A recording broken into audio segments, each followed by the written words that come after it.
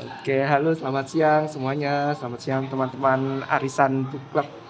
Ladies-nya saya coret ya karena Iya iya iya iya. karena host-nya sekarang Host-nya cowok. lagi cowok. Oke, jadi, terima kasih untuk kedatangannya. Siang ini kita akan ngobrolin buku lagi. Kemarin saya diminta untuk mengajukan temanya apa? Nah, saya bingung juga sih kemarin. Tapi saya pikir bahwa bulan ini adalah November, di mana November itu adalah, Hari Pahlawan begitu, walaupun di Jakarta, Wow, eee sebuah konsep iya, loh. sebuah konsep. Walaupun di Jakarta juga nggak rame-rame amat, nggak seperti di Surabaya ya. Kalau di Surabaya kalau Hari Pahlawan itu banyak Acara. acara, banyak acara teatrikal dan sebagainya. Makanya kita untuk tema bulan ini adalah perjuangan. Nah, kalau untuk perjuangan sendiri itu apa, saya menafsirkannya bebas sih. Jadi apakah teman-teman mau ngomongin perjuangan seorang pahlawan, yang itu mungkin ada buku-buku yang histori, nah, boleh, atau perjuangan tentang apapun seseorang yang ingin menjadi kaya, Wih, yang berjuang, atau yang kemarin ada di grup chat bahwa perjuangan menurunkan berat badan itu juga boleh juga. Berarti ini mulai dari saya dulu ya. iya dong. Oke. Saya merekomendasikan buku dengan tema perjuangan adalah Lebih Putih Dariku dari Dido Michelson. Nah, mungkin teman-teman juga sudah ada yang sudah baca. Oh, aduh, enak nih bisa berdiskusi kalau udah baca. Jadi bagi teman-teman yang belum baca, novel ini adalah novel terjemahan dari bahasa Belanda. Nah, saya kurang tahu apakah penulisnya sih sepertinya dia ada keturunan-keturunan Indonesianya juga. Di sini dia bercerita tentang seorang gadis namanya Piranti. Terus kemudian dia Piranti. Jadi Piranti karena Tari ibu. perangkat lunak ya. Betul. Jadi karena ibunya itu pembatik dan dia itu kayak obsesi dengan canting-canting dan itu, maka dia dinamakan Piranti. Nah, latar belakangnya adalah Jogja di tahun 1800-an, jadi masih era kesultanan begitu. Eh, si Piranti ini adalah anak, sebenarnya dia adalah anak dari seorang apa ya, kalau sultan, katakanlah sultan begitu ya. Tapi ibunya ini adalah selir yang tidak diakui. Jadi kayak dia itu bukan seorang putri tapi juga bukan orang biasa, orang-orang kaum jelata begitu. Jadi di istana dia itu menempati bagian pojok apa itu komplek istana, tapi dia juga tidak memiliki hak yang istimewa. Nah, si Piranti ini dia berteman sama namanya Karsinah yang dia benar-benar jelas-jelas orang putri gitu. Ada perbedaan perlakuan ketika dia kecil. Si Piranti main sama Karsina, Karsina ini yang diunggulkan. Terus kemudian kalau Piranti dapat hadiah, Karsina pengen hadiah itu, hadiahnya diambil karena si Karsinah mau, alasannya cuma itu aja. Nah, suatu saat si Karsina ini dijodohkan oleh seorang bupati di Rembang atau di daerah pesisir utara Jawa Tengah, dan itu adalah kawin paksa karena si Karsina ini, si suaminya ini udah usianya udah puluhan, udah tua dan dia sudah memiliki beberapa istri, tetapi dia adalah seorang bupati begitu. Jadi akhirnya Karsina dengan hati yang maskul gitu, dia tetap mau kawin sama si bupati ini dan dia ngomong ke Piranti bahwa kamu nanti akan seperti itu juga loh gitu, bahwa kamu akan dijodohin juga. Akhirnya si Piranti ini berpikir keras bagaimana caranya dia keluar dari kungkungan perjodohan itu. Dia keluar dari kompleks istana dan dia ketemu sama seorang pokoknya perwira rendahan Belanda namanya G. Nah, ketika dia kenalan sama G ini, akhirnya dia jatuh cinta. Terus kemudian dia meminta untuk dikawini. Nah, dalam pikirannya si Piranti ini, yang kemudian namanya ganti Isah oleh si G ini karena dia nggak bisa mengucapkan, kamu namanya Isah aja gitu. Nah, dengan si G ini dia berharap bahwa dia akan dijadiin istri yang dia akan meningkatkan derajatnya sebagai seorang perempuan jadi seorang istri orang Belanda begitu. Tapi kenyataannya bahwa si G ini memang jatuh cinta sama si Isah, itu suka banget sampai dia memiliki dua orang putri. Tetapi ketika dia memiliki dua orang putri ini, ternyata si G ini udah makin berjarak sama si Isa. Anaknya akhirnya tidak begitu diperhatikan, jadi kayak ditelantarkan gitu. Lalu dia tak ubahnya, jadi dia nggak pernah terpikir konsep seorang nyai pertamanya si Isa ini. Terus akhirnya ketika dia tahu bahwa kehidupan orang pribumi yang menikah dengan orang Belanda itu bakalan cuma jadi istri sementara, nah akhirnya dia di situ bingung gitu. Lalu suatu saat si G ini ternyata dia punya tunangan di Belanda dan dia harus balik ke Belanda untuk menikah secara resmi di sana. Nah, si ini bingung, si Isahnya ini bingung bagaimana dengan anak-anaknya gitu. Apakah anak-anaknya ini akan dibuang begitu saja kalau misalkan dia ikut dirinya mau ngapain juga, karena dia nggak bisa balik ke keraton juga anyway gitu. Terus akhirnya ada temennya si G itu mau mengadopsi dan dia mau mendidik si anak-anaknya itu dengan cara Belanda, diakui dengan nama keluarga Belanda begitu. Tetapi hatinya si Isa ini aku nggak mau pisah sama anakku. Kalau itu kamu adopsi berarti aku harus kehilangan anakku dong gitu. Ada solusinya adalah si Isa ini menjadi babu di keluarga Arnold, namanya Arnold yang temennya J ini yang mengadopsi dua anaknya, Luisa sama lupa saya itunya lagi. Nah itu akhirnya dari kecil sampai dewasa si Isah ini menjadi pelayan bagi dua anaknya dan juga dua anaknya si Arnoldnya ini, si bapak angkatnya itu. Pokoknya perjanjiannya bahwa kamu jangan sampai kamu ngomong bahwa itu adalah anak aslimu gitu, bahwa kamu adalah babu. Jadi tiap hari manggilnya ya babu Isah, tolong ambilkan ini gitu. Itu betapa sedih ya hatinya. Terus suatu saat si anak ini sudah SMA dan mereka harus pergi ke Batavia untuk melanjutkan studinya. Si Isah dibilangin sama istrinya Arnold ini bahwa ini anak-anak sudah dewasa, jadi kita udah nggak perlu lagi seorang pembantu untuk mengasuh anak-anak. Jadi kamu sudah selesai dengan kami saya pecat gitu. Jadi akhirnya perjuangannya tuh di sini, dia mencari alamat anak-anaknya dan ingin suatu saat dia ngomong sama anaknya bahwa aku ini adalah ibumu yang asli. Diadopsi itu masih kecil banget. Masih kecil banget, dia belum tahu apa-apa gitu.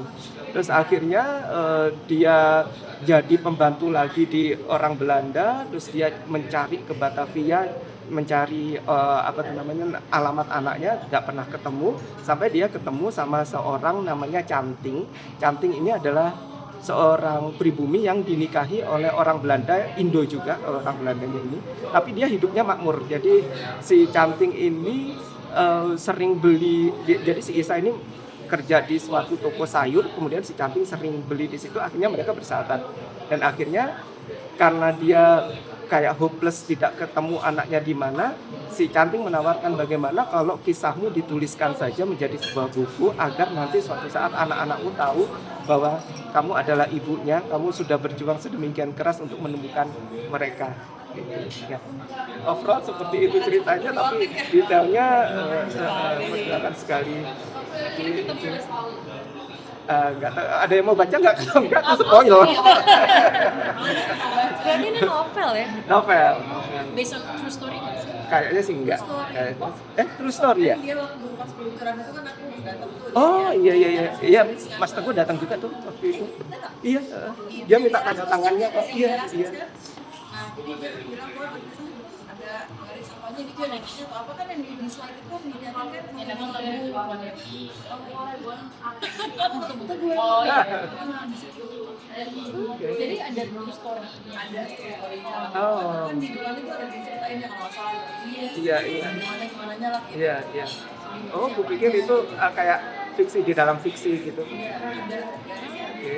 Background penulisnya itu apa Kak? Ya, si Dido. Dia ini jurnalis kalau nggak salah, jurnalis. Jadi tulisannya bagus sih, jadi ngalir aja. Terjemahannya juga. Itu kan sejarah banget ya. Terjemahannya juga. Tapi aku suka di bagian belakang di akhirnya bahwa sejarah itu menghilangkan suatu peran besar seorang nyai gitu loh. Jadi kayak nyai itu tidak ada. Soalnya si Nyai ini ngingetin sama Nyai Ontosoro juga gitu ya. Iya.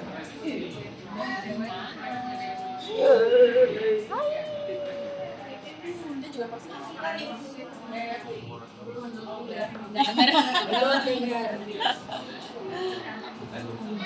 Emang perjuangan banget sih ini. Aku juga baru tahu konsep nyanyi itu dari buku-bukunya Dix Akabani. Ceritanya Iya, background di Jogja. backgroundnya Jogja.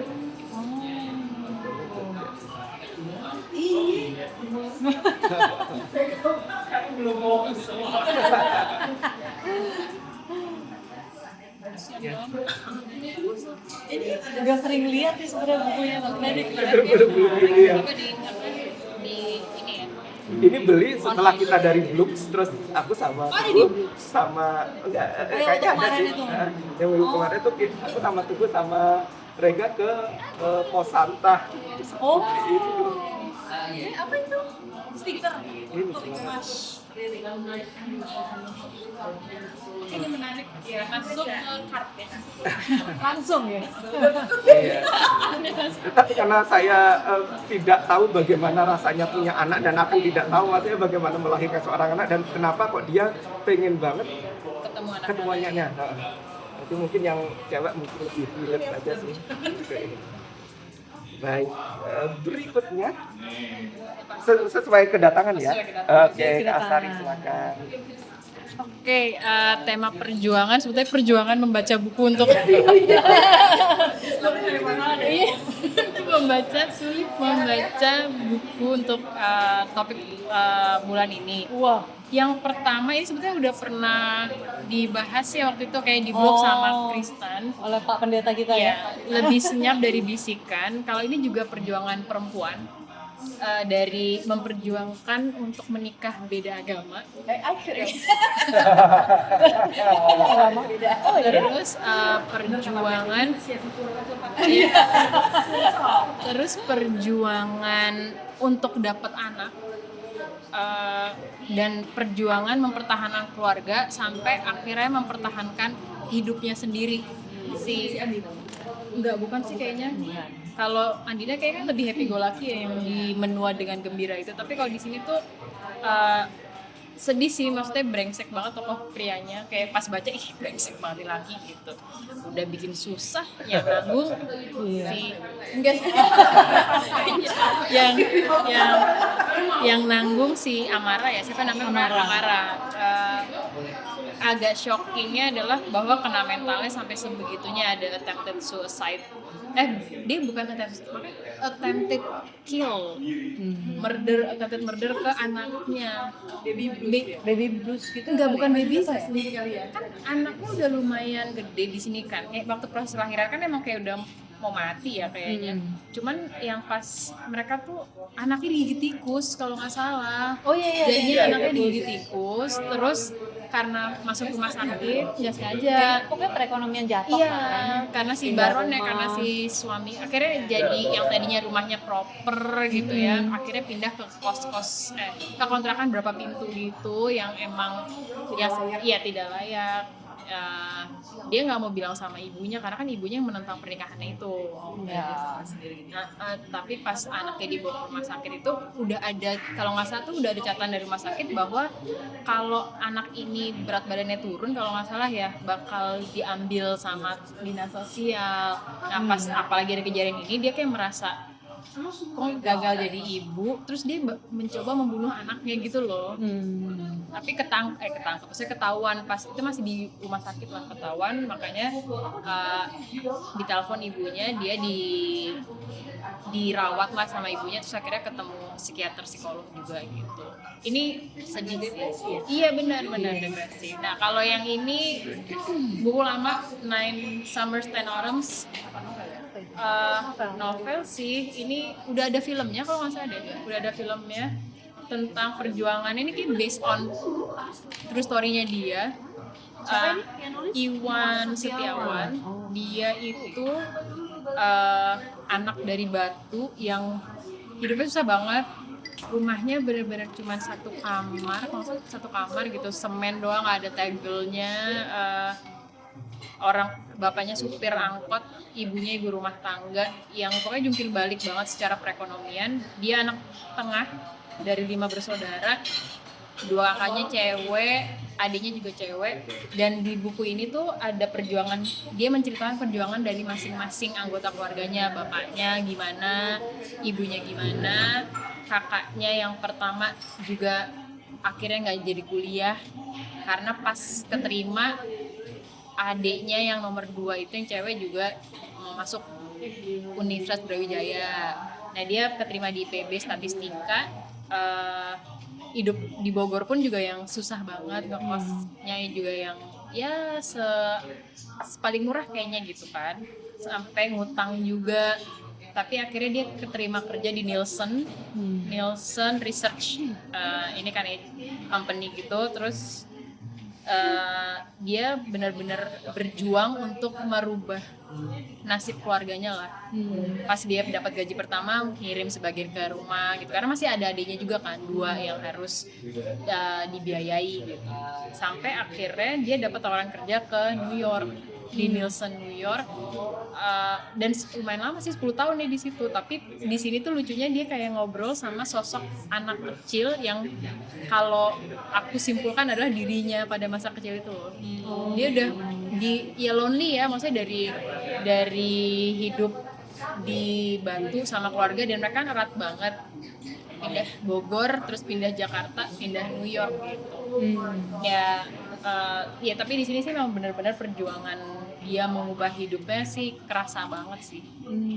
Ya lumayan ya, 10 tahun di New York kan. Akhirnya pulang lagi ke Jakarta. Akhirnya pulang, dia udah sampai level director ya. Dia udah sampai level director di New York padahal. Udah dipromosin jadi director di New York. Cuman dia karena dia udah gak nyaman, kayak ada merasa yang hampa, kosong gitu, akhirnya dia memilih buat pulang ke Batu. Pulang ke Batu. Jadi terjemahin ke Kayaknya belum ya. Tapi ada filmnya kan udah ya? Iya ada filmnya. Aku nggak tahu itu kalau yang itu. Lupa. itu udah lama. Ini kan 2000-an ya bukunya. Iya. Aku nggak tahu. Satu cuma penasaran aja karena kan kota Batu kan apel. Dia ke The Big Apple juga. Jadi 2 buku tentang perjuangan ini, 9 Summers 10 Autumns tadi, From Zero to Hero, sama ini si Lebih Senyap dari Fisik kan. Oke, itu sih. Jadi dia mau cerita tentang pernikahan beda agama. Kalau kebetulan aku gak ada halangan ya. Iya kan, Aman ya. ada perjuangan ya. Oke, sip deh. Karena sudah bercerita, saya punya silakan pilih salah satu. Pembatas buku ya. Aduh, Mas. Semua. Enggak, satu. Oh, boleh 1 lembar gini enggak ya? Oke. Ya. Oke. Ih, gemas. Oke, nextnya. Nextnya next. kata dulu kan baru. Iya. Oh iya. Itu apa sih? Pembatas ya? Kira juga sama aja. Ini lucu banget, estetik gitu. Ini cakep. Oke, kalau aku di sini lagi bawa buku ini, Attitude is Everything. Jadi ini adalah buku yang baru banget selesai aku baca, ditulis oleh Jeff Keller. Jadi sebenarnya aku tertarik pas di Gramet ngelihat karena judulnya sih, jujur gitu, karena kayak ngerasa apa benar gitu, kayak dari perlakuan kita, attitude kita tuh bisa merubah segalanya gitu. Dan ternyata dari buku ini tuh dijelasin benar seperti itu gitu. Sebenarnya kenapa aku masukin buku ini dengan tema perjuangan, karena si penulisnya ini, si Jeff Keller, dia itu bisa dibilang cukup berjuang gitu ya untuk menemukan apa sih sebenarnya yang pengen dia capai dalam hidup gitu. Terus kayak dia juga berjuang untuk mencari tahu apa sih yang bikin dia senang, bikin dia kayak bisa menjalani hari itu dengan excited, semangat gitu. Karena backgroundnya si Jeff Keller ini tuh dia pengacara, dia udah 9 tahun jadi pengacara. Tapi selama dia jadi pengacara itu dia ngerasa kayaknya bukan di sini deh gitu. Kayaknya bukan di sini masa depan yang dia mau gitu. Sampai akhirnya selama dia jadi pengacara itu dia juga ternyata menemukan bahwa dia tuh suka nulis semacam kayak motivasi gitu.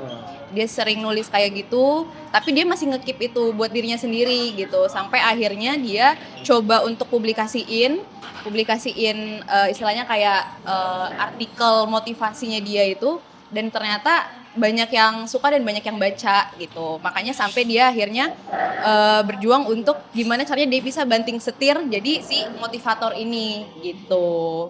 Jadi ya bisa dibilang kayak untuk jadi pengacara kan gak gampang gitu ya, perjalanannya juga panjang gitu, sekolahnya juga panjang, tapi gimana caranya dia demi istilahnya memuaskan passion dia, hasrat dia, ternyata bisa loh dia ngedapetin apa yang dia mau sampai sekarang gitu. Bahkan dampaknya, impactnya tuh bisa ke banyak orang gitu, kayak dia menerima feedback baik dari orang-orang yang kayak udah ngebaca artikel-artikelnya. Terus dia juga jadi si Attitude is Everything ini udah jadi kayak perusahaan gede gitu. Jadi dia selain ada artikel-artikel motivasi, dia juga kayak udah ngejual merchandise. Terus kayak udah mulai kayak memperluas sayap bisnisnya lah dengan si Attitude is Everything ini gitu. Terus kayak di dalamnya juga lumayan banyak konsep-konsep ringan sih menurut aku yang bisa banget diaplikasikan dalam kehidupan sehari-hari gitu ya. Kayak misalnya dia tuh ngegambarin kalau misalnya mental kita tuh kayak seperti jendela gitu. Jadi kalau misalnya kayak jendela kayak gini nih, kita ngelihatnya masih bersih. Tapi ketika kita kayak sering berkata negatif gitu ya, misalnya kayaknya gue nggak bisa deh ngelakuin ini, kayaknya gue nggak cocok deh di sini. Terus kayak kita menerima feedback dari orang yang juga jelek gitu, misalnya kayak orang bilang kayaknya lo jelek deh kayak gitu, terus kita kayak oh emang iya ya kayak gitu, otomatis jendela mental kita tuh jadi kayak kotor gitu. Tapi gimana caranya kita bisa memulihkan atau bisa membersihkan si jendela mental kita itu tadi gitu. Itu sih yang aku dapat dari buku ini. Dan lumayan sih kayak jadinya ketika aku misalnya nih mau ngomong atau misalnya mau jawab pertanyaan orang, jadi aku kayak mikir-mikir lagi gitu kata-kata yang harus aku keluarin gitu. Misalnya dia juga nyertain di sini kayak ada perbedaan di antara orang yang kayak ditanya kabar kamu gimana? Ada perbedaan dengan orang yang ngejawab kabar aku luar biasa sama orang yang ngejawab biasa-biasa aja gitu. Jadi memang ternyata kata-kata kita tuh powerful bukan cuman ke orang lain tapi juga ke dalam diri kita sendiri secara tidak langsung gitu. Yang dengernya pun juga yang dengernya juga tone-nya juga jadi enak gitu. Gitu sih, karena kalau misalnya kayak kita bilang luar biasa pasti orang itu kan juga akan nanya bagus gitu, kenapa kayak gitu-gitu. Jadi kita bisa ngeluarin emotion itu juga gitu. Kecuali kalau misalnya kita bilang biasa-biasa aja, jadi orang juga kayak oh ya udah gitu. Apalagi kalau misalnya yang nanya juga kayak lagi nggak bagus gitu kan ininya, jadi kayak ngerasa tone-nya akan turun gitu. Itu sih. Berarti attitude-nya perkataan itu. Iya betul, termasuk perkataan itu. Gitu. Di seluruh aspek kehidupan, misalnya dunia kerja. Iya semuanya. Dunia kerja, gimana kita ke keluarga kita juga gitu.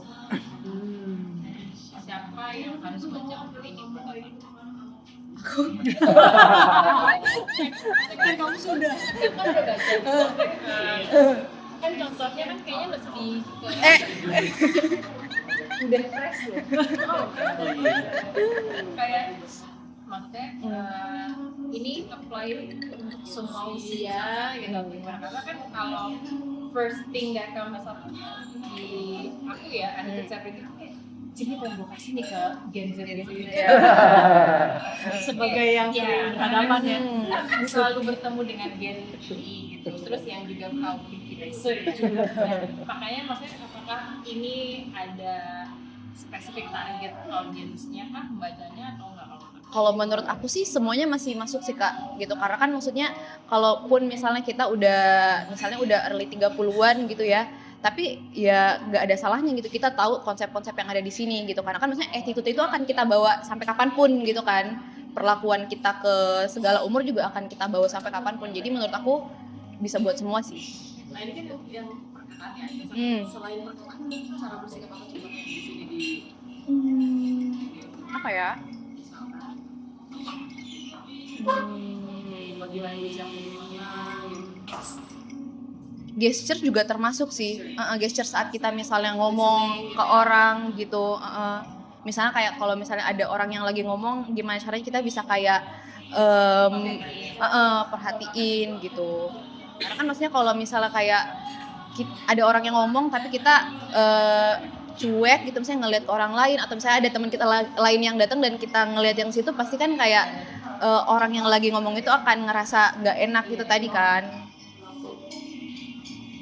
Dan maksudnya pembahasannya juga ringan sih menurut aku. Jadi ini aku bisa kayak ngabisin 2 hari 3 hari udah selesai. Oh, Tapi yang lu cari apa Bu? Kalau misalnya mau tadi misalnya ini kayaknya pengen coba dikasih deh ke si Gen. iya sih, maksudnya lebih kayak berusaha memahami sudut pandangnya kan Gen Z gitu. Karena kan kita biasanya konon generasi yang di atas tuh kayak ya rasanya ada gitu, pengen tahu sebenarnya perspektifnya tuh kayak gimana gitu. Karena kan kalau tadi dari cerita Tata kan it works both ways gitu. Ya. Sedangkan kalau kayak bukan curhat nih ya, tapi kenyataan ya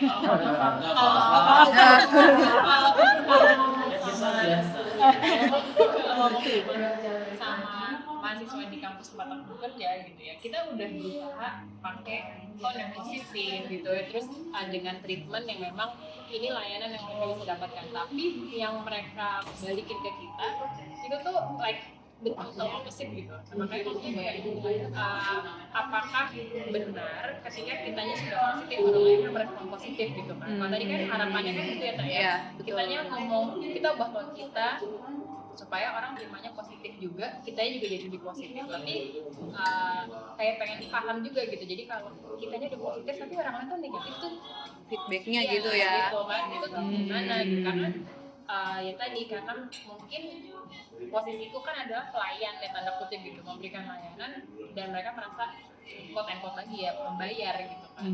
Nah itu kadang yang pengen aku pahami sebenarnya kayak what should we do when people do the opposite gitu.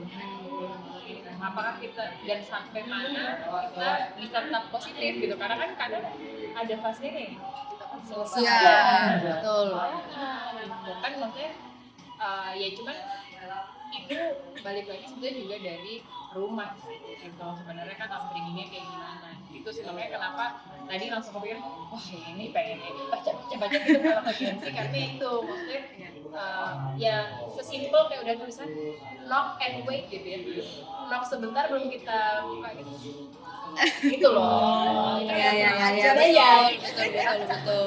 Gitu. Jadi makanya maksudnya tadi pas ngeliat judulnya tuh langsung kayak ke-trigger gitu kan, buat semua gitu kan. Iya, kayak coba dibeli gitu. Atau dimasukin ke dalam ini uang muka kalau masuk. Jadi tugas. Komisi berarti dari Pendidikan apa gitu. Rene. Ya itu sih sebenarnya pengen tahu kayak di situ diceritain juga kalau ada orang yang responnya negatif kitanya harus gimana. Tapi lebih ke kitanya ya. Iya betul. Jadi walaupun misal aku sih nangkapnya kayak walaupun misalnya ada orang yang nge-feedback kita jelek, ya gimananya kita lagi sebenarnya. Gitu. Jadi maksudnya kan apa yang feedback orang lain kan kita nggak bisa kontrol gitu kan. Gitu udah di luar kendali kita lagi. Jadi ya gimana cara kita berpikir aja sebenarnya. intinya legowo. Legowo. Langsung kan seruang. Tadi sih. Oke. Oh aku. Kering. Siapa? Oh iya ya. Geser dikit. Oke. Yang di ujung-ujung selalu masuk. Oke, guys, aku harap tidak bosan ya dengan topik gue. Iya. Jadi kalau ini aku memilih memang karena sesuai tadi yang Happy bilang. Kalau perjuangan untuk diet mungkin bukan untuk menurunkan berat badan tapi untuk mencari tentang pola hidup sehat gitu lah ya, pelajari. Dan ini bukunya Spoon Fed ditulis sama tim Spectre. Jadi si Spoon Fed ini intinya tim Spectre ini tuh seorang medical doctor juga sih. Terus kayaknya juga peneliti. Dia yang kemarin kalau misalnya tahu di Netflix ada yang ngomongin tentang dokumenter tentang Secret of Your Gut microbiome gitu. Dia salah satu yang tim kepalanya gitulah, yang waktu lagi bikin dokumenter tim penelitinya gitu. Nah, di buku ini dia pengen kayak mengupas sebenarnya mitos dan fakta seputar makanan gitu. Belum selesai ya aku baca ya, baru 45%. Cuman sudah menemukan banyak mitos dan fakta, kayak misalnya dia bilang yang pertama mitosnya nutritional guidelines and diet plans apply for everyone. Itu tidak, karena kan setiap orang kondisi tubuhnya beda-beda, lingkungannya beda-beda segala macam, jadi nggak ada satu diet buat semua kalau itu intinya gitu. Cuman yang menarik mungkin ya yang aku temukan dari ini, misalnya kayak lemak gitu. Orang bilang kayak dulu dietnya tuh mendingan kita diet yang rendah lemak, terus jadinya perusahaan tuh banyak yang mungkin perusahaan kapitalisme ya, yang di FMCG gitu, jadinya bikinnya low fat klaimnya, tapi jadinya high karbo gitu. Terus sebenarnya iya betul. Terus sebenarnya satu yang pengen dia lawan di sini memang kayak sih perusahaan kapitalisme FMCG itu ya, karena misalnya dia bilang kayak kan banyak yang bilang misalnya makan ikan itu bagus gitu ya. Cuman karena ada klaim-klaim kayak gitu tuh yang bikin jadi kayak orang tuh ternak ikan dengan cara yang tidak manusiawi, nggak human. Iya, yang penting laku. Jadi kayak misalnya ayam di pokoknya di peternakannya gitu, kayak mereka hidupnya semasa hidup pokoknya sangat-sangat nggak manusiawi deh gitu. Jadi karena orang ya perusahaan kapitalisme cuma pengen kan dia mengeruk sebanyak-banyaknya biar dapat keuntungan gitu kan. Intinya yang dia pengen lawan tuh sebenarnya mitos-mitos kayak gitu. Iya mitos-mitos kayak gitulah, karena yang bilang kayak konsumsi ikan itu bagus, misalnya mengandung omega 3 segala macam, penelitiannya memang ada, tapi kayak beneran terbukti banget atau enggak tuh kayak itu tuh masih abu-abu banget gitu. Signifikan itu ya. Enggak sesignifikan itu. Jadi kayak intinya kayak balance diet aja sih gitu. Konsumsi ikan boleh, jangan berlebihan. Terus kalau misalnya mau konsumsi daging boleh, jangan berlebihan gitu. Iya, karena emang semua klaim-klaim yang apa bagus untuk kesehatan itu tuh yang akhirnya dimanfaatin sama perusahaan-perusahaan kapitalisme itu untuk mereka akhirnya produksi dengan tidak manusiawi, binatang-binatangnya kasihan gitu. Yang akhirnya ya bikin jadi ketidakseimbangan ekosistem, intinya kayak gitu. Dia tuh sebel ya dengan kayak gitu tuh. Terus misalnya konsumsi vitamin apa segala macam, terus jadi perusahaan juga kan bikin suplemen gitu kan. Padahal kita bisa dapetin di diet-diet yang whole foods, gitu.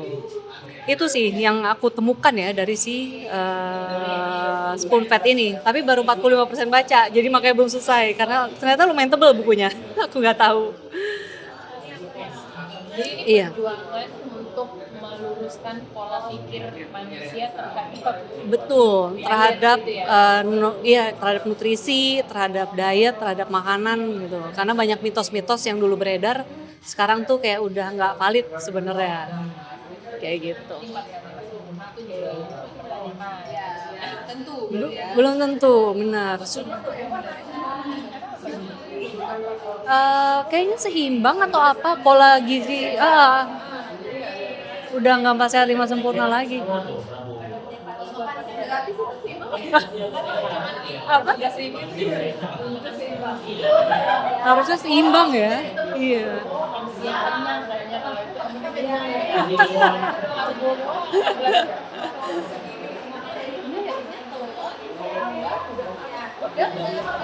Oh, udah keluar.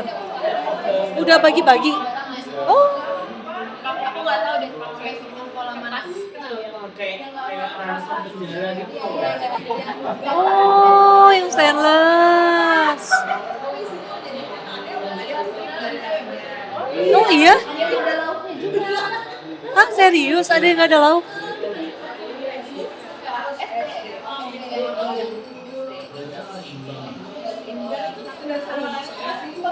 Oh, Tapi yang viral itu karena ada anak-anak yang nggak mau makan siang itu, katanya buat di rumah, buat neneknya gitu. Iya, jadi dia mau bawa pulang gitu. itu perjuangan banget. Oh, kasihan ya. baru tahu ya udah mulai. Siapa yang dapat vendor cateringnya ya? Ya, itu pasti udah inilah ya, ordal-ordal gitu deh.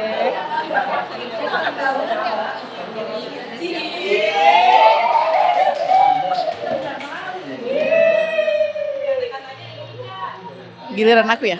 Oke. Aku mau share buku yang judul dan isinya tidak sesuai. Judulnya Heaven, isinya Hell.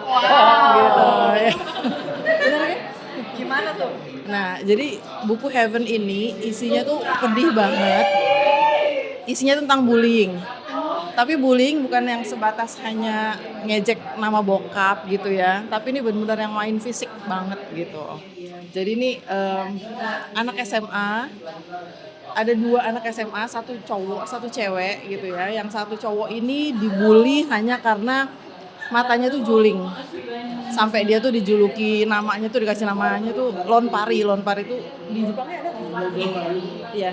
Jadi Lonpari itu maksudnya yang satu mata ke London, yang satu mata ke Paris. Kasian banget ya. Hanya karena itu tuh yang cowok ya. Ada satu yang cewek ini yang emang penampilan dia sendiri kumal dan dia punya alasan kenapa dia mempertahankan penampilan kumal gitu. Lalu suatu saat si yang cowok ini, yang si katanya Lonpari ini, dia tiba-tiba kan dia selalu setiap hari tuh disiksa sama geng cowok gitu, geng cowok famous gitu. Di lacinya itu di tempat pensilnya itu ada kayak kertas kecil, tulisannya tuh kita sekutu. Nah dia kan langsung kaget ya gitu. Waduh, langsung nih pasti yang ngebully gue nih yang ngirim surat nih, dia udah langsung yang deg-degan, stres gitu kan. Ya udah, tapi dia cuma takut banget ya. Pokoknya dia hidupnya tuh takut banget gitu. Terus besokannya ada lagi surat itu, entah omongan apa kecil, tapi pokoknya dia insecure banget gitu kan. Ini siapa yang ngirim gitu. Sampai akhirnya dia mengetahui bahwa yang ngirim itu satu cewek yang selalu dibully itu. Gitu, tiba-tiba dia berkirim surat gitu kan, kita sekutu gitu. Tapi saking dia takutnya itu, dia juga bukanya itu juga nggak langsung begitu karena dia takut ya. Dia langsung ke kamar mandi buka. Lama-lama dia merasa itu yang dinanti-nanti sama dia. Ya, jadi di sini tuh ada 3 bagian aku pikir ya. Ketika dia sudah mulai dibully, aku udah stres gitu ya bacanya tuh yang bener-bener parah buliannya. Sementara kalau pas adegan dia ngobrol sama si anak cewek itu, aku kayak lega gitu. Akhirnya dia punya temen gitu kan. Akhirnya dia punya temen. Si cewek itu juga nggak kalah parah dibulinya secara fisik, tapi dengan geng cewek. Dengan geng cewek. Karena penampilannya emang kumuh banget dan dia merasa ayah gue dulu begini. Jadi gue demi mengenang ayah gue mempertahankan penampilan kumuh gue. Sebetulnya memang gue lupa deh aslinya. Cuman maksudnya sebetulnya emang harusnya ya kayak gitu juga kali ya. Cuman ya begitulah ya yang terjadi. Akhirnya mereka selalu berjanji untuk misalkan ketemu di sini yuk gitu.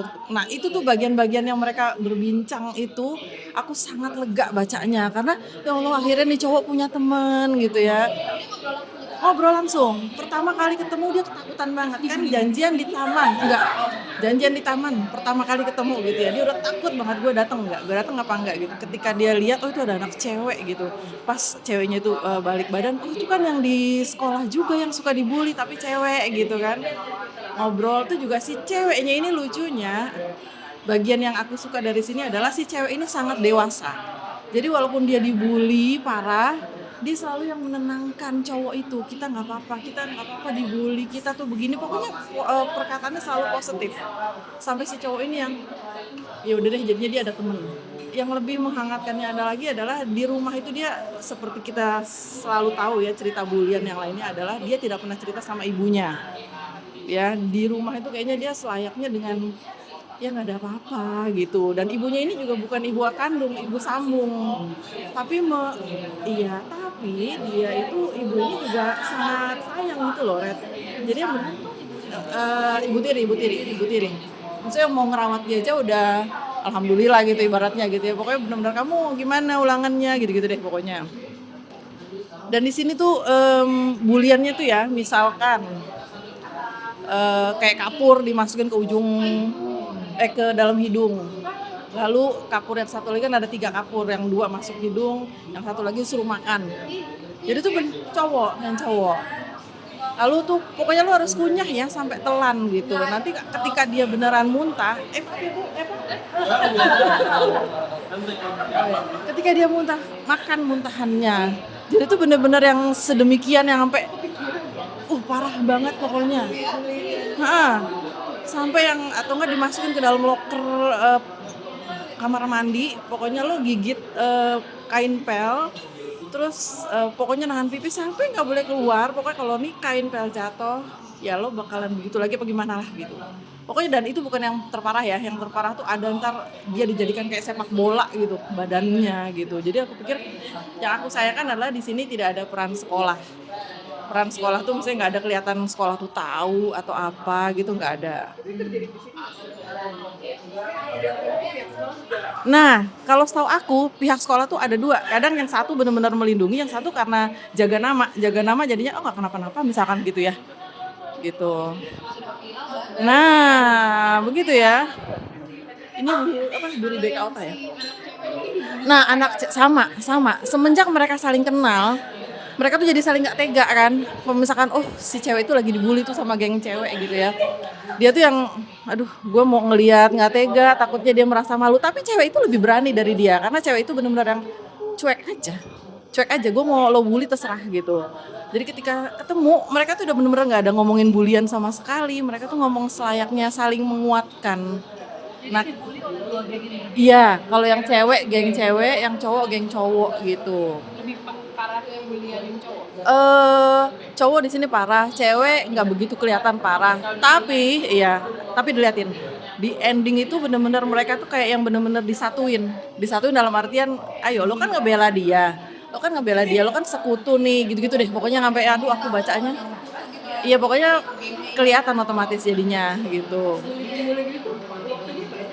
Nah, talking about waktu, si cowok yang dibully ini kalau sudah jam bebas, stres dia karena begitu lebih banyak jam bebas, lebih banyak waktu gue dibully. Cuman yang sayang adalah di sini sama sekali nggak ada cerita gurunya gimana gitu ya. Sekolah misalkan ada yang ngegap mereka gitu, iya. Jadi ya begitulah gitu.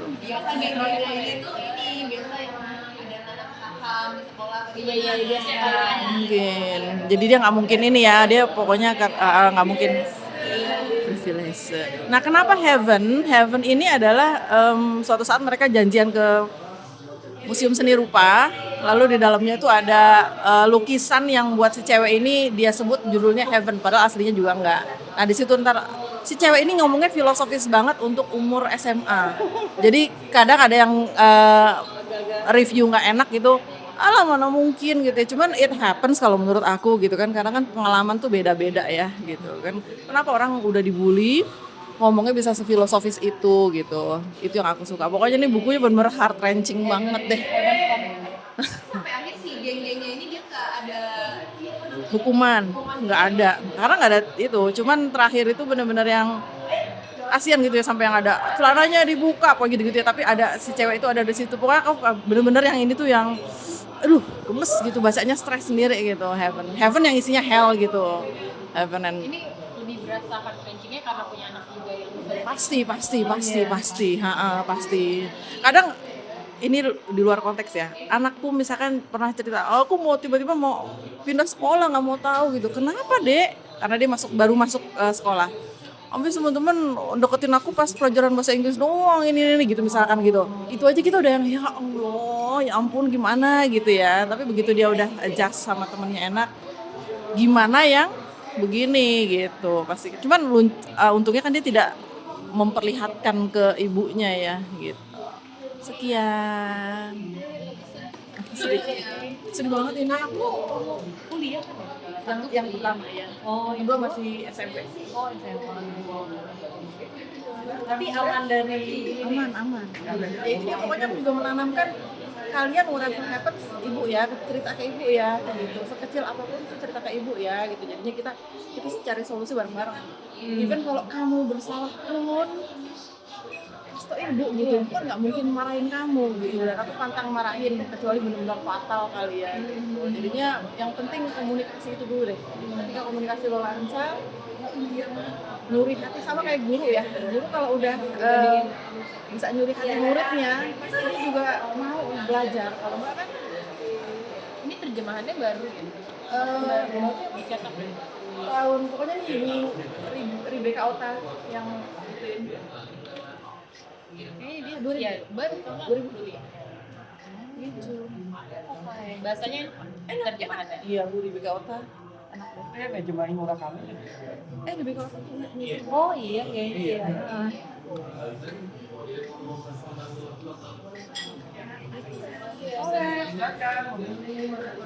Aku juga belum tahu. Aku pokoknya serenjeng.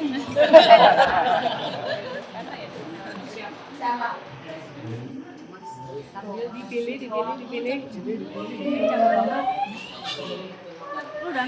Oke. Sama tadi kayak pas Astari opening partnya dia, perjuangan saya juga sama, masih membaca buku, menyempatkan diri membaca buku. Jadi hari ini aku bawa buku yang udah pernah aku baca, yaitu The Library of Auschwitz. Ini buku udah lama sih. Ya. Ini historic. Ya, selamat ya. Ini true story. Jadi ada masanya saya tuh kalau baca buku cuman seputar settingan ini gitu. Seputar settingan World War II Nazi era. Nah itu. Nggak tahu kenapa. Karena salah satu favorite book aku ini. Jadi ya gitu lah. Jadi kalau ditanya, ini karena udah lama juga bacanya, jadi agak lupa sebenarnya isinya. Cuman secara garis besar ini tuh cerita tentang anak usia 14 tahun, namanya Dita Kraus. Dia itu tahanan di Auschwitz. Dan dia itu punya misi mulia selama di camp ini adalah menjadi librarian. Jadi dia bertugas menjaga 8 buku yang diedarkan ke orang-orang di camp. Jadi ya para tahanan terutama untuk yang generasi yang muda gitu, biar pengetahuannya bisa tetap ada gitu. Jadi 8 buku itu pasti jelek banget, pasti bentukannya juga udah nggak jelas, dan selama di situ pun dia mempertaruhkan dirinya biar nggak ketahuan sama SS. Nggak ketahuan, terus dia juga banyak melihat apa ya kekejaman SS itu sendiri. Jadi intinya adalah itu sebetulnya dia berhasil menjaga 8 buku itu sampai dia keluar dari ya, dia selamat ya. Kemudian jadi perjuangannya apa udah pasti jelas sebenarnya. Perjuangannya adalah mempertahankan harapan bahwa knowledge itu bisa tetap disebarluaskan meskipun kondisinya menurut sebagian orang gila, nggak mungkin banget gitu, tapi selama harapan itu bisa terus hidup, intinya perjuangannya itu. Terus perjuangan lainnya adalah berjuang agar nggak ketahuan. Jadi dia harus berkomplot juga kan, bekerja sama dengan beberapa teman-teman sebayanya selama di camp untuk menjaga si 8 buku itu dengan baik. Itu bukunya berapa? Bukunya bukan, jadi ada buku pelajaran juga.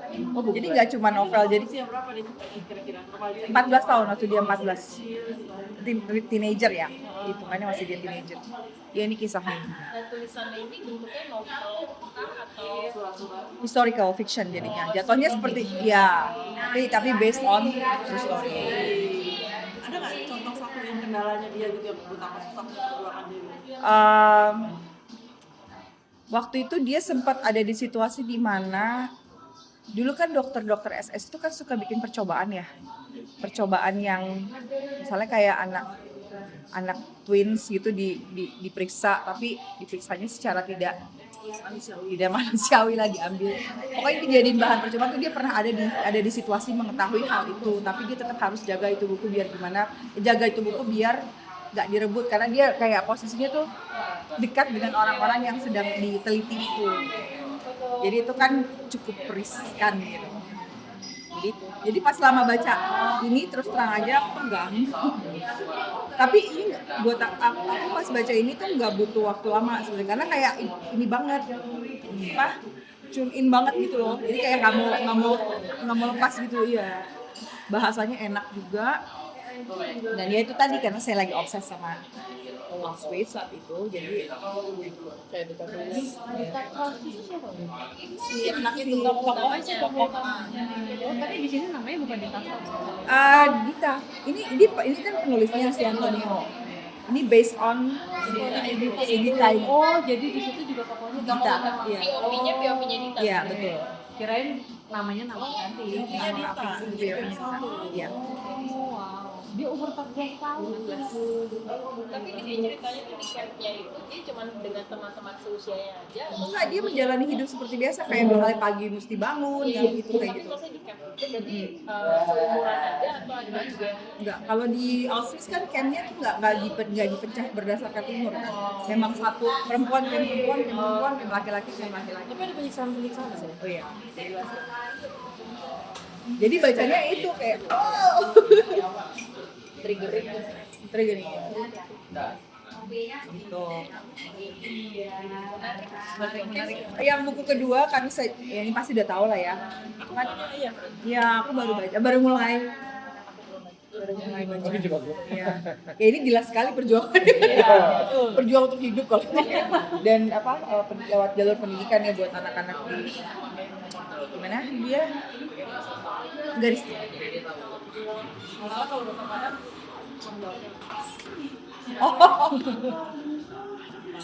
Arti Malala. Oh iya. Terima kasih. Aku yang membawa Adalia Sibli. Jelas perjuangan ya. Ini novel yang tipis tapi mengganggu sekali gitu. Ini ada 2. Ini cuma berapa halaman ini ya? Ini cuma 118, jadi kayak sesapan kopi kelar lah gitu. Ya, maksudnya saking pendeknya gitu. Tapi ternyata ini mengganggu sekali. Aku tuh penasaran kenapa judulnya tuh minor detail kalau bahasa Inggrisnya kan. Tahun lalu kan dia dicekal di Frankfurt karena panitia Frankfurt merasa kalau memberi panggung keadaannya kan dia akan pro ke Palestina dan itu mengganggu. Ada hubungannya dengan ini Auschwitz kan? Iya. Iya kan, Jerman. Iya.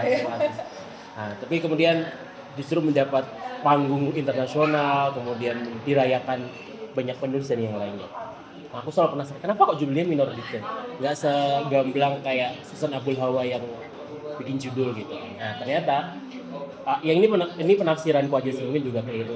Jadi pertama Adalia Sibli itu menulis hal-hal yang detail sekali kalau dalam narasi itu, kayak dia menceritakan bagaimana si tentara Israel digigit kalajengking di tendanya itu sangat detail, kemudian hal yang pakai mikroskop gitu kalau menurutku menulisnya itu. Nah, terus yang kedua adalah narasi perang itu biasanya kebanyakan digambarkan dengan narasi yang besar gitu kan, kayak negara 1, negara 2 dan yang lainnya. Sedangkan Adalia Sibli itu memberi potret yang lebih ramping lagi. Ada seorang anak kecil perempuan di daerah perbatasan ketika pasca Nakba 1948 diperkosa sama tentara Israel. Kemudian 25 tahun kemudian ada seorang perempuan Palestina, pekerja media, kemudian membaca berita dan sepertinya ada yang salah gitu, ada yang kurang di pemberitaan itu. Dia mencari.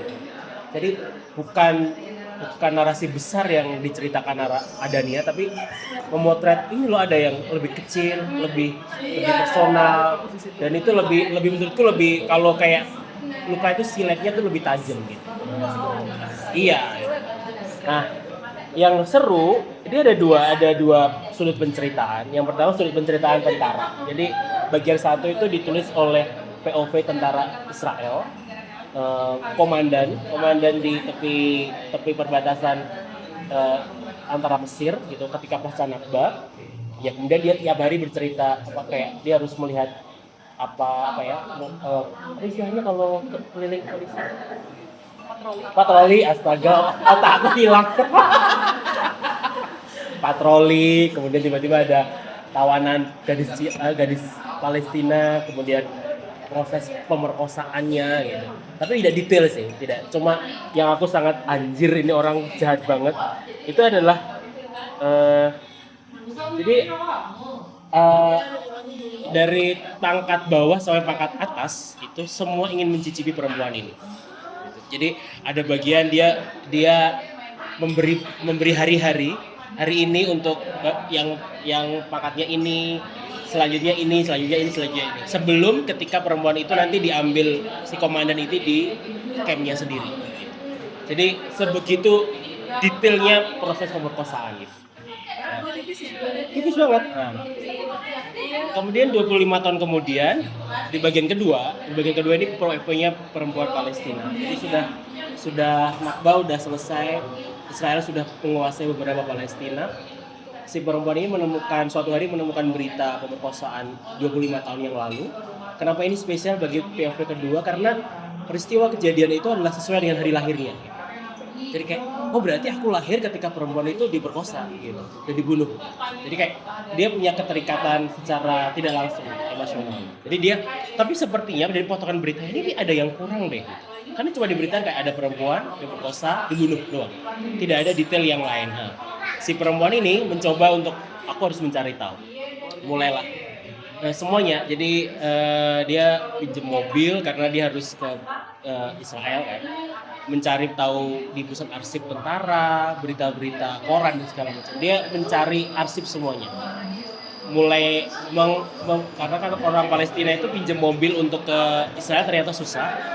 Jadi dia pinjam temannya, pakai ID temannya untuk nyewa mobil. Pokoknya menceritakan perjalanan itu. Yang menarik dari perjalanan bagian kedua itu adalah dia menemukan fakta bahwa banyak sekali perbedaan antara Israel dan Palestina. Yang paling kentara adalah dia masih pakai peta ketika Nakba 1948. Jadi kayak gila ya, di sini dulu itu kampung-kampungnya tokoh perempuan ini yang sekarang sudah jadi perumahan-perumahan orang Israel. Gitu. Terus yang kedua kayak ketika dia mandi di Israel, dia nggak ketakutan tuh airnya habis. Dia nggak mati. Tapi ketika dia mandi di Palestina, dia merasa dia harus berhemat. Kalau nggak berhemat, tanggaku nggak ke bagian air.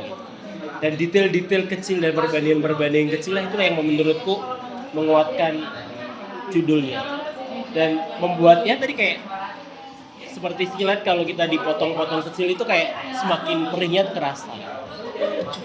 Sangat tipis tapi menakutkan. Detail banget. Perempuan itu apa maksudnya? Kerjaan udah dewasa. Pekerjaan wanita pekerja. Dia cuma penasaran. Nggak dijelaskan detail bagaimana, tapi dia menceritakan kayak aku bekerja dengan media gitu. Tapi kemungkinan ya orang media sih. Karena dia terobsesi dengan aku nggak tahu terus pasti ada cerita seperti ini ada sih ya. Tapi ini nggak dilabeli true story based on person sih. Tapi menurutku yang menarik ya aku merasa kenapa detail kecil sih gitu. Sedangkan kalau temuan dia itu adalah spoilernya ya nanti kalau temuan beritanya. Iya, dia nggak menemukan apa-apa. Nggak menemukan apa-apa. Karena memang kan itu berita itu nggak ya segitu doang. Cuma dia selama perjalanan itu menemukan itu perbedaan. Gini ya ternyata Israel yang dulu Palestina, bagaimana hidup orang di Israel dan dia hidup di Palestina gitu doang sih. Gitu. Gitulah. Gamblang. Terus terjemahnya bagus, aku suka. Menyenangkan. Zulfa. Yang terjemahan itu surat-surat malam. Ini orang Mizan, silakan. Iya, maksudnya aku ingin punya ini orang Mizan.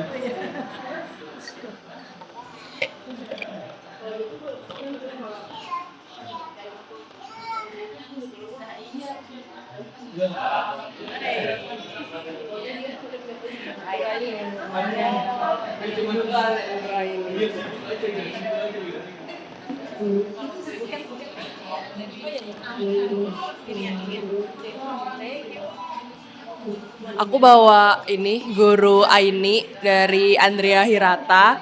Sebenarnya kalau perjuangan ini perjuangan sih isinya dan ada dua point of view gitu. Jadi perjuangan si guru matematikanya juga perjuangan si muridnya gitu. Jadi intinya bercerita tentang guru matematika yang kayak sebenarnya tuh aku awalnya bingung kayak judulnya kan guru Aini ya, tapi kayak dari awal tuh dijelasin bukan Aini namanya gitu. Jadi kayak ada namanya Desi gitu kan. Jadi kayak guru Desi perjuangan si seorang Desi ini jadi guru MTK, kayak pokoknya dia intinya cukup idealis banget anaknya karena kayak dijelasin tuh di sini dia orang yang pinter, jenius, terus cantik gitu. Jadi pas mau lulus SMA kayak udah dirayu-rayu sama ibunya kayak intinya kayak bisa dapet yang lebih kecuali jadi guru MTK itu karena dia kan mau banget jadi guru gitu kan. Terus kayak tapi tetap dia mau milih jadi guru, terus akhirnya kuliah di sekolah dinas gitu, sekolah dinas yang mencetak guru, jadi ketika lulus nanti harus bersedia ditempati dimanapun gitu kan.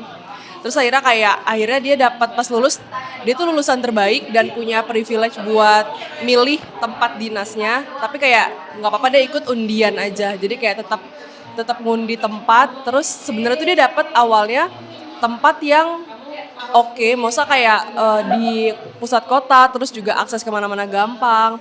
Sampai akhirnya salah satu teman kelasnya tuh dapet yang pelosok banget, yang kayak sampai orang-orang sekelas itu nggak tahu itu daerah mana gitu. Kayak itu daerah mana di pulau mana dan lain-lain gitu. Terus kayak si guru Desi ini kayak udah tukeran aja nggak apa-apa.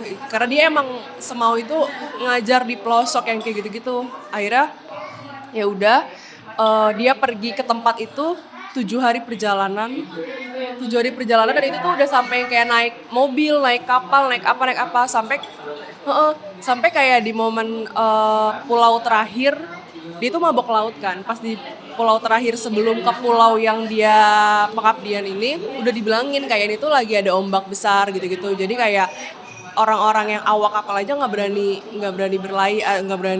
nyebrang dan lain-lain. Terus kata dia ya udah nggak apa-apa tapi tetap kayak diikutin. Terus pas akhirnya dia naik udah bener-bener emang ada ombak ada apa, akhirnya dijelasin di sini pas dia turun ke tempat pulaunya kena PTSD gitu. Jadi kayak gangguan yang biasanya tuh didapat sama tentara abis perang, jadi mungkin kayak traumanya. Jadi kayak pas nyampe tuh udah yang kayak linglung dan segala macam gitu. Akhirnya selama 7 hari itu baru sampai ke tempatnya. Terus di situ dia jalan, kan udah dikasih tahu gitu harus ke daerah ini, terus nemuin ini gitu kan. Pas sambil jalan tuh orang-orang desanya tuh pada manggil dia tuh bu guru gitu loh. Jadi kayak di situ mulai sebenarnya ini agak emosional juga sih karena kan ibaratnya dia udah dapat apa yang dia mau, terus pada orang-orangnya pada manggil dia bu guru. Jadi kayak oh udah dapet nih mimpi lu gitu kan. Akhirnya udah pas sampai sana udah tuh dia akhirnya ke sekolahnya, dia ngajar SMA ke sekolahnya di situ. Terus dia dapat ini, sebenarnya tuh dia sebelum berangkat kan ini ada gambar sepatu karena dia tuh pas sebelum berangkat dibeliin sepatu sama ayahnya, sepatu kayak gini, sepatu putih ada garis merah, dipakai terus akhirnya dia kayak itu di daerah sekecil terpencil tuh dia mikirnya harus ada orang atau murid yang cerdas, yang pintar, yang bisa jadi contoh buat murid lainnya. Karena kalau dia pakai perumpamaannya kayak orang di mana kayak masa Albert Einstein atau apa gitu-gitu kan agak nggak make sense ya, karena backgroundnya beda. Jadi kayak dia harus nemu orang yang emang sekampung biar murid-muridnya juga relate dan bisa kayak dia aja bisa, kita harus bisa yang kayak gitu-gitu. Tapi ternyata di perjalanannya itu susah banget nemu murid cerdas sampai akhirnya dia buat sumpah sepatu gitu. Jadi dia nggak bakal ganti sepatu sebelum ketemu murid cerdas, anak yang gokil gitu kan. Habis itu yaudah akhirnya selama perjalanan itu sebenarnya nggak dijelasin timeline dia umur berapanya, tapi secara gambarannya dia dapat murid yang akhirnya si Aini ini yang dijadiin judul ini. Nah Aini itu adalah ibunya Aini, muridnya guru Desi dulu. Jadi kayak udah 2 generasi gitu loh. Jadi kayak guru Desi dulu sempat punya murid yang kayak anak bandel gitu, namanya Dinah. Nah Dinah itu ibunya Aini gitu. Pokoknya intinya setelah akhir-akhir ternyata tuh mungkin kenapa judulnya Guru Aini karena sebenarnya menceritakan tentang guru Desi yang gurunya Aini gitu. Gurunya Aini. Karena sebetulnya Aini nggak jadi guru. Jadi dia jadi dokter. Iya, gurunya Aini gitu. Di situ juga Suatunya dua generasi tuh ya. iya. Sampai akhirnya momen pokoknya si Aini, kenapa Aini ini, jadi intinya Aini punya ayah sakit keras, itu suaminya si Dinah itu sakit, terus kayak udah mungkin karena orang desa kali ya berobat kemana-mana juga nggak punya uang, terus ada disuruh katanya coba ke tabib ini aja gini-gini, akhirnya didatengin, terus kata si tabibnya itu dia bilang ini penyakitnya langka, cuma bisa disembuhin pakai ilmu pengetahuan. Nah triggernya dari situ tuh. Nah Dinah itu kan pokoknya dia tuh kayak anak-anak yang bandel-berandal juga, bukan berandal sih, mungkin kayak lebih ke males, jadi cenderung agak bodoh gitu, makanya nilai matematikanya tuh kalau nggak 0, 1 yang kayak gitu-gitu. Sedangkan gurunya Aini yang sebelumnya bilang kalau MTK itu tuh ibaratnya kayak bapaknya ilmu yang lain, mungkin kayak guru ini tuh pasti ujungnya itu dari MTK kayak gitu-gitu. Jadi di situ dia bertekad mau jadi dokter biar bisa nyembuhin ayahnya, dan biar bisa kuliah kedokteran dia harus pinter MTK, sedangkan MTK-nya dia kan 0, 1 yang kayak gitu-gitu. Terus kayak dia bertekad, abis itu tekadnya adalah, jadi tuh sebelumnya tuh dia dapat guru namanya guru tabah. Cuma guru tabah, guru-guru yang kayak mungkin yang santuy, yang enjoy guru MTK gitu, akhirnya dia minta mau pindah ke kelasnya guru Desi itu. Terus di situ kayak sebenarnya di sekitarnya mungkin dibilang bukan toksik, antara toksik dan realistis gitu, kayak mencegah gitu loh, kayak jangan itu pasti udah masuk ke kelas neraka yang gitu-gitu loh, terus tuntutannya juga pasti lebih gede yang kayak gitu-gitu, tapi tetap kukuh gitu loh dia. Jadi kayak ya udah akhirnya nyamperin guru Desi, terus sama guru Desi tuh digambarin itu bener-bener yang kayak keras dan tidak menikah juga, jadi kayak emang yang bener-bener cewek yang marah-marah mulu, misalnya yang kayak keras kayak gitu, idealis gitu deh intinya. Nah, abis itu udah kayak gitu, jadi ya udah si Aininya ini bener-bener yang kayak dia bapaknya semenjak sakit kan nggak bisa jualan asongan gitu kaki 5.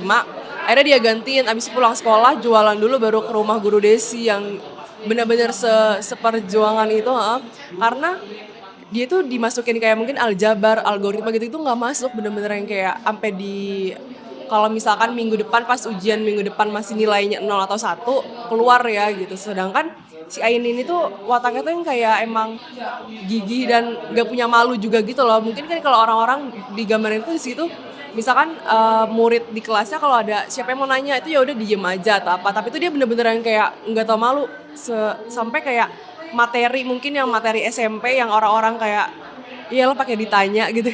Dia tuh tapi bener-bener yang kayak tunjuk tangan nanya kayak gitu-gitu. Sampai akhirnya si guru Desi ini nemu cara gimana biar pinter MTK itu lewat kalkulus. Nah pas lewat jalur kalkulus baru masuk nih ke Desi, akhirnya kayak nilainya 2, tapi itu kan udah better. Iya, udah better banget sampai ke tahap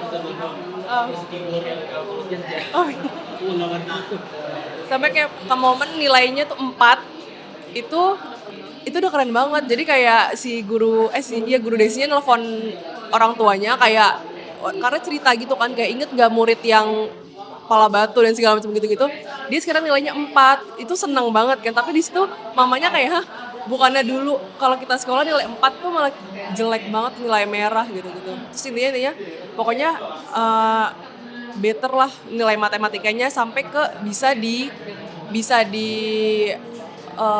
adu sama terbaik 1 sama 2 di sekolah itu. Akhirnya bisa terus sampai pas lulusan terbaik ketiga dari yang nilai MTK-nya 0,1 gitu-gitu. Terus akhirnya yaudah tes kedokteran, yaudah fakultas kedokteran masa kayak iya, dan akhirnya masuk gitu. Ini background-nya Palembang, jadi kayak di desa di Palembang. Iya, jadi kayak dia di desa pas tes fakultas kedokteran ini ke kota di Palembang, dan sampai dipinjemin carrier guru Desi kalau nggak salah di akhir-akhir gitu, karena panjang juga kan perjalanan di darat laut yang kayak gitu sih. based on inspired dari Enggak juga sih, kayaknya enggak deh ya. mungkin ada kali ini. Detail-detailnya Andrea Hirata masih ada. Enggak terlalu, enggak sih. Aku enjoy sih. Yang pohon-pohon itu ya. Tiga lembar loh.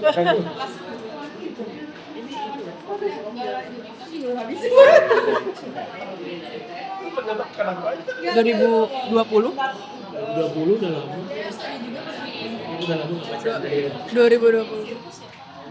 Ayah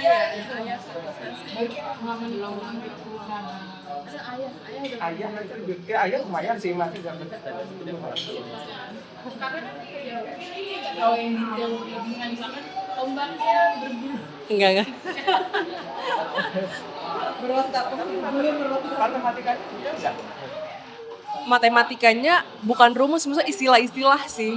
Yang padahal kayak itu sebenarnya kayaknya ungkapan keren, tapi karena aku nggak mudeng juga jadi kayak wow gitu doang sih. Tapi nggak yang pokoknya tapi digambarin itu misalkan pas Aini udah paham MTK, dia ke pasar terus ngelihat orang-orang beraktivitas tuh udah rumus-rumus gitu. Jadi kayak misalkan orang ngambil apa itu kayak persamaan minimum maksimum yang kayak gitu-gitu penggambaran. Iya ada visual dia makanya amazed sendiri. Oh mungkin ini yang selama ini Guru Desi lihat kalau lagi di luar gitu kali ya. Gitu.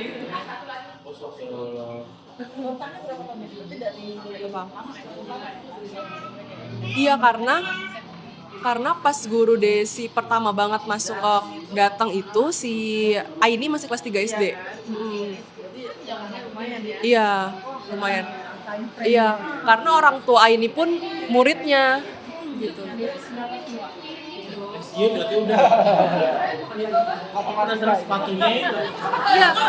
Oh, pas pokoknya ada momen yang diadu si Aini diadu sama paling pintar pertama sama kedua, akhirnya dia tercepat nyelesain matematika, terus besoknya guru Aini langsung pakai sepatu baru. Tapi sepatu ini tetap sepatu ini, sepatu putih garis merah, tapi baru. Makanya di situ langsung kayak iya. Makanya digambarin langsung yang kayak pada notice gitu. Karena si Guru Desi ini tuh terkenal aneh gitu loh. Soalnya kayak segala macam baju tapi bajunya sepatu ini. Iya, terus yang kayak yang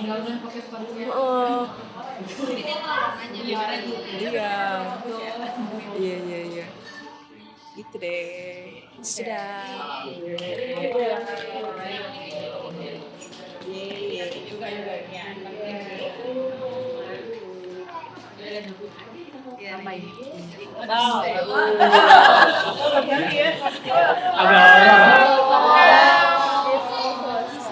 Ini yang itu ya, suaminya yang ada film nih. Dia mana Netflix? Iya. David Yun, Nicola itu sama istri. Ya. Ini aku bawa ini The Sun Is Also a Star. Ini pinjam dari musik ini ya Maya. Ini sebetulnya bacaannya ringan banget sih menurutku. Jadi sangat walaupun tebal tapi cepat banget gitu loh bacanya. Romance, terus dia tuh sebetulnya tipe buku yang sebenarnya ceritanya tuh mungkin klise ya, dan dia pakai banyak trope fiksi yang mungkin overuse, tapi ternyata ketika dipakai tuh ya tetap efektif gitu. Jadi kayak untuk masuk ke ceritanya tuh menurutku sangat mudah. Terus jadi ini ceritanya tentang dua keluarga imigran sebetulnya di US. Yang satu dari Jamaika, yang satu dari Korea. Terus nah mereka itu yang diceritain adalah anak perempuan dari keluarga imigran Jamaika sama anak cowok bungsu dari keluarga Korea ini. Terus mereka tuh sama-sama kelas 3 gitu ya. Jadi kayak emang mau bersiap memasuki dunia yang baru, dan masing-masing keluarga punya ekspektasinya masing-masing nih gitu ya. Kayak yang si Korea tuh sebetulnya kehidupannya lebih baik gitu ya, karena mereka datang ke Amerika, terus kayak si bapaknya yang si generasi pertamanya ini tuh kayak udah dibantu sama kerabat yang udah ada di sana. Jadi dia dibantuin bikin toko. Jadi yang uniknya si keluarga Korea ini tuh ternyata mereka menguasai pasar toko untuk hair care bagi komunitas kulit hitam di sana. Jadi mereka jualan kayak shampoo khusus buat keriting gitu ya. Tapi mereka orang Korea.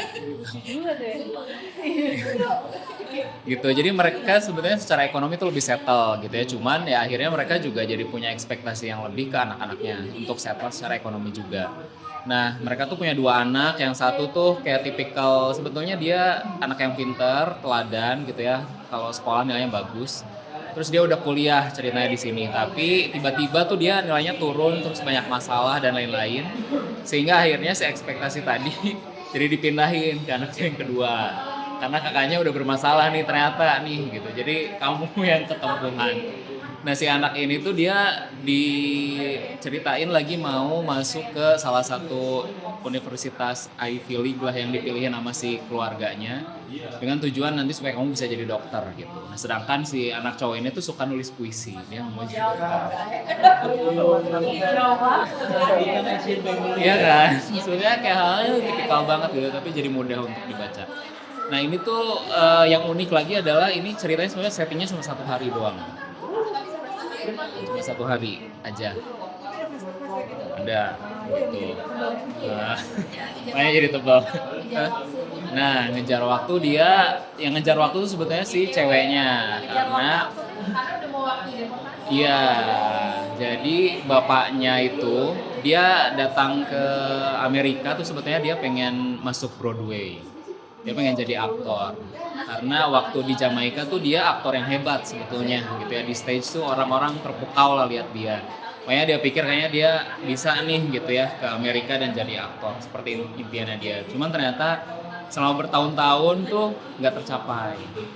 Sampai akhirnya suatu hari dia akhirnya dapet tuh satu peran di satu drama yang dia suka banget, sampai-sampai kayak tiap hari tuh dia di rumah kayak latihan terus gitu, walaupun nggak ada panggilan, nggak ada casting gitu. Sampai orang rumahnya tuh kayak merasa si bapaknya udah nggak hadir lagi di rumah karena dia ada di dunianya sendiri itu berlatih drama.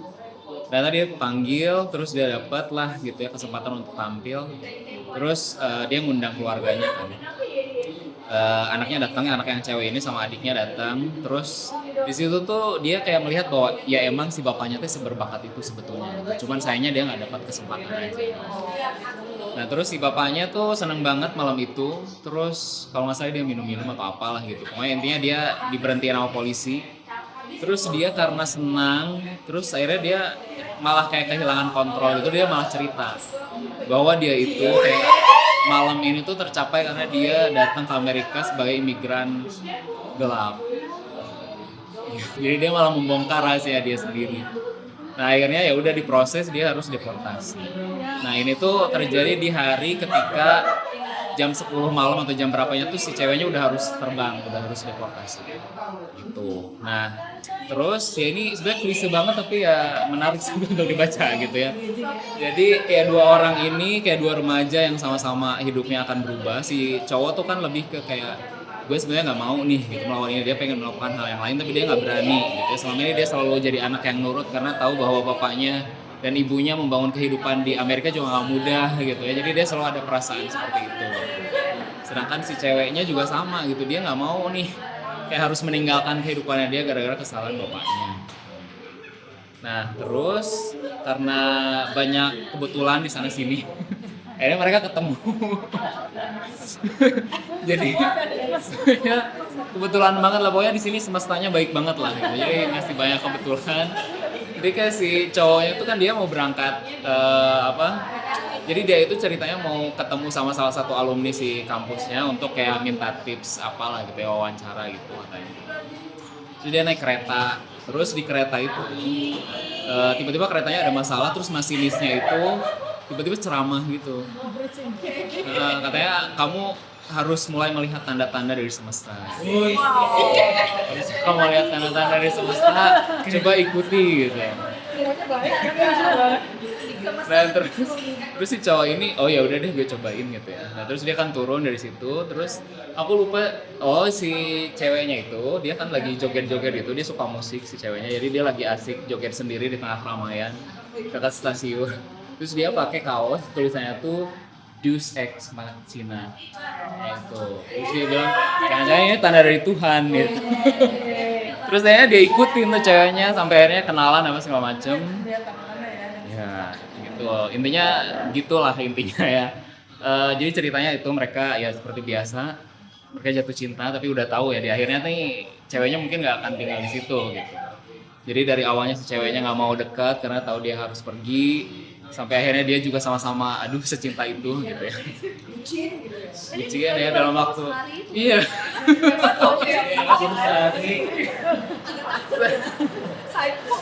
Iya, itu tuh kayak mereka jadi katalis satu sama lain untuk melakukan hal yang nggak pernah terbayang sama mereka. Jadi kayak si cowoknya, dia kan akhirnya ngajak si ceweknya ini ke keluarganya kan, ke toko bapaknya sebenarnya karena dia harus nganterin sesuatu. Terus si bapaknya ini tuh ternyata masih punya resisi lah gitu. Jadi dia kayak nggak ramah sama si ceweknya ini. Terus dia juga kayak jadi berani berantem sama kakaknya karena ngebelain si ceweknya ini. Pokoknya kayak hidup mereka jadi berubah banget lah gara-gara ketemu satu sama lain ini gitu. Nah intinya ceritanya kayak gitu. Terus sebenarnya yang aku suka banget tuh ini dia pakai POV-nya tuh ada POV 1 sama POV ketiga gitu. Yang POV satunya tuh ganti-gantian antara si Daniel sama si Natasha. Ya, sama si cewek cowoknya. Nah terus pendek-pendek banget jadi ya untuk yang attention span-nya berkurang. Jadi ini sangat cocok, jadi misalnya satu bab tuh paling kayak cuma 1 halaman tuh kayak misalnya si Daniel cuma segitu doang gitu. Jadi cepet gitu. Terus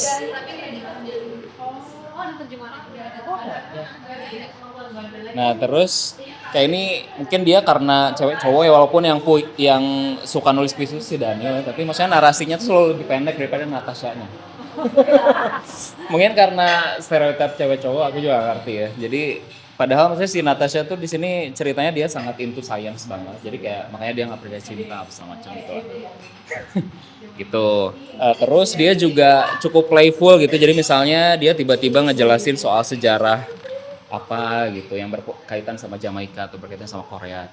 Misalnya ada history atau future history misalnya dia tiba-tiba ngejelasin ada misalnya tokoh sampingan terus dia ngejelasin dia nanti bakal jadi kayak gimana gitu. Nah ini juga muncul kayak gitu karena dia banyak kebetulan tadi kan kayak misalnya yang bikin si Daniel akhirnya bisa ketemu lagi sama si ceweknya itu tuh karena si ceweknya mau ketabrak mobil gitu misalnya. Nah terus dia nyisipin tuh cerita dari si sopir mobil itu kenapa dia bisa kecelakaan gitu. Terus kayak ya itu kayak side story-nya tuh menarik juga. Jadi nggak bosan untuk dibaca gitu. Dan walaupun tadi klise tapi kayak udah jelas pertaruhannya apa dan cukup menarik ya kita tetap penasaran sebenarnya ini endingnya bakal kayak gimana gitu. Gitu lah. Jadi cukup menarik sih. Perjuangannya apa ya? Yang berjuang semestanya kayaknya. Sebenarnya sangat pas lakukan ini kebetulan apa lagi yang harus aku kasih gitu. Yang berjuang tuh penulisnya. Iya, Ingat itu tau kemarin ada pernah baca tweet atau apa ya? Ibu kerja di rumah, bapak di rumah, biar semesta yang bekerja. Mau gitu-gitunya. Iya gitu tapi yang ini. oh ya everything. Jadi My Spring ya. Penulis Kalau itu. ada filmnya kan ini juga ini Iya ini. oh iya bentuknya email gitu loh kayak Oh oke. lebih dikit lagi gitu kan. Lebih pendek-pendek lagi ya. Cuman plot twistnya keren deh. Nulis covernya yang di kritik atas Jakarta sebelum pagi nyontek ini gitu nggak sih? Kenapa? Jakarta sebelum pagi katanya nyetek ini bener nggak? Enggak. Oh aku nggak kepikir. Oh covernya. Oh nggak Bukan tahu. yang lain lagi, ada lagi. Yang mana ya? Kan bukan everything jarang bicara.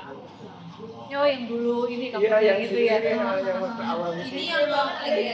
Enggak sih si gitu. Bukan Gazindo. Gazindo. Bukan gua. Yang ini kan. Oh yang itu. Tapi bukan ini. Pas lagi bikin cover dia inget itu. ya gitu. Tapi sebetulnya mungkin sebenarnya banyak juga perjuangannya sih kayak si bapaknya Natasha gitu kan, dia kan kayak belasan tahun mencoba membangun kehidupan yang dia pengen di Amerika walaupun nggak jadi-jadi gitu ya, struggle-nya dia. Terus sebenarnya ini tadi aku jadi inget yang itu tuh pas yang adalah karena ngomongin soal harapan sih menurut sebetulnya perjuangannya, karena ini tuh dia sebenarnya bisa ketemu sama si Daniel karena Natasha masih ngotot kan. Jadi dia sebelum berangkat itu tuh kayak keluarganya mah udah menyerah. Jadi kayak dia tuh sama ibunya udah disuruh udah packing aja, kita pasti berangkat nih malam ini. Tapi kayak si Natasha tuh masih pengen nyoba, jadi masih nyari jalan gimana caranya supaya keputusan dia dideportasinya bisa dibatalin gitu. Jadi mungkin perjuangannya di situ gitu ya, bahwa ketika bahkan semua orang di sekeliling kamu udah bilang nggak ada harapan, tapi dia masih pengen nyoba gitu. Dan itu sebenarnya yang memulai semua ceritanya akhirnya bisa berjalan. Ini loh Nicola ini sama David. Itu terima kasih. Ini Nicola ini David Yun. Jamaika Korea banget. Jadi kalau ditranslate jadi Oh, happy dong.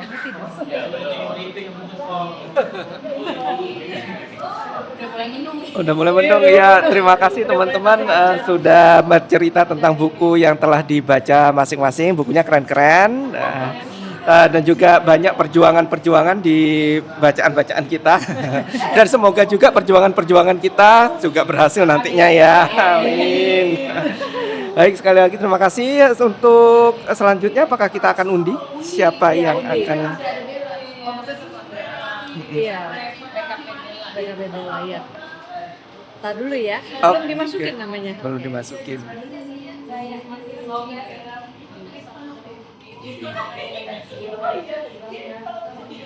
Berarti pertemuan berikutnya kapan, Kak Peti? Desember kah? Dekat Natal.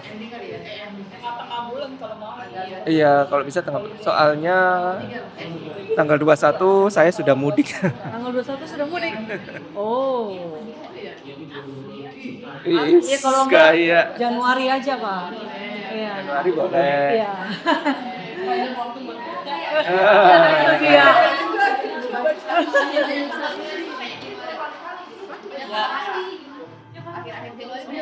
Oh iya, ada 4 in a row, tanggal merah 27 28 Januari.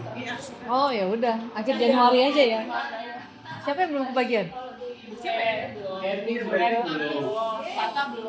Oke. Yoga belum. Ya udah. Mari. Mari kita undi. Shuffle. Oke.